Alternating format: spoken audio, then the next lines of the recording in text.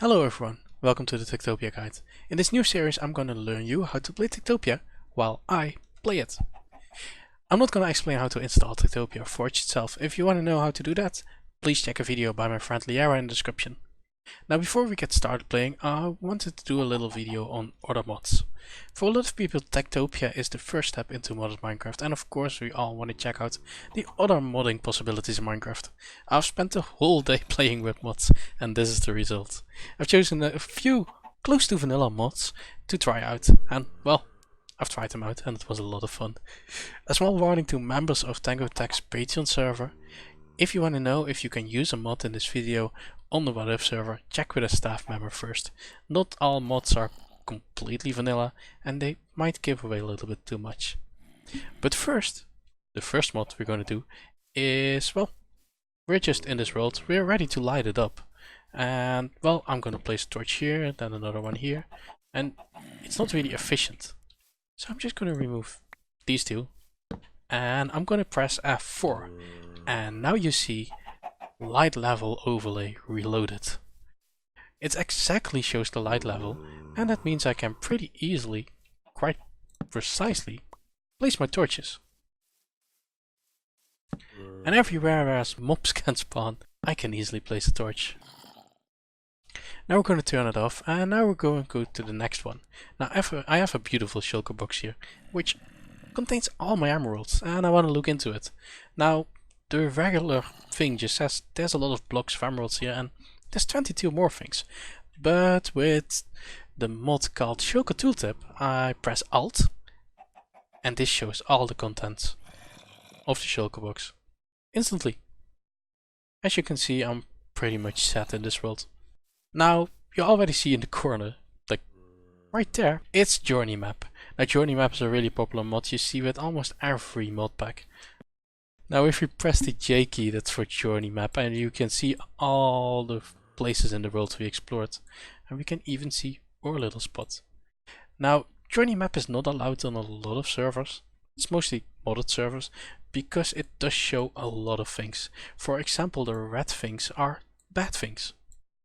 And we can even try that out real quick, because I keep hearing a zombie here. And the red thing is right here. So I'm gonna guess the zombie is about here.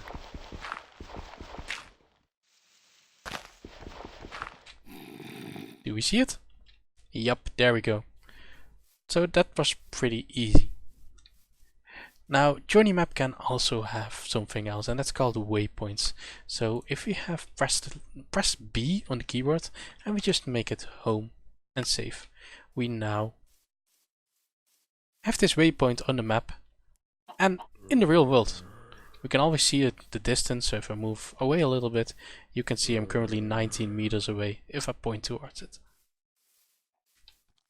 If we are close enough 4 blocks, it changes. You can change the amount of blocks in the settings. I personally think 4 blocks is a little bit close.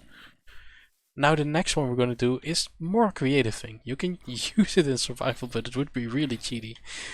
And that's WorldEdit. WorldEdit can do large changes to the world. Now, if we do this, and we do set stone, you can see the whole area I selected has become stone. Now you can also replace things. You can spawn in circles of blocks. I can replace in an area only the grass, for example.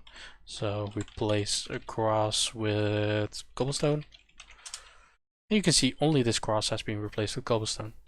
So WorldEdit is what big builders use to quickly build stuff if they don't do it in survival. But it works in survival, but don't use it. It's cheaty because I just spawned in a lot of blocks. Now the last one is probably my favorite. I have this little chisel here. With this chisel, I can remove blocks from the block itself. Now this is probably the weirdest view ever,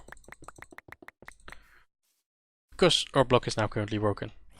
Now if we press the Alt key, we can do it with even bigger things. So I can remove this. And I get all the little chisels in my inventory. Now these make quite a lot, and there's like a bag of holding you can make to fix that. Now we can also place these back. And we can also place bigger parts back again with the Alt key. So I can just place a lot of chisels back. And well, this is obviously not the prettiest thing, but it works. Now, something else you can do with it, there's a saw. Now the saw seems really unclear, but what it does, you can make any block, for example a slab, or a wall, another wall. Basically it's all directions. So I now have dirt slabs I can place anywhere. So that's also pretty unique. Now the last is a really fun one actually. And that is the tape measurer. If I right click here, for example, oh, and drag, don't forget to drag, you can see exactly how big areas are, which is really useful when you're creating stuff.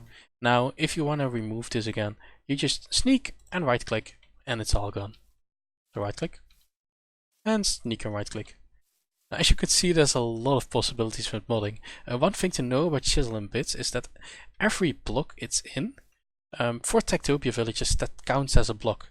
So they would see this as a block, but this would also be seen as a block. And these ones too.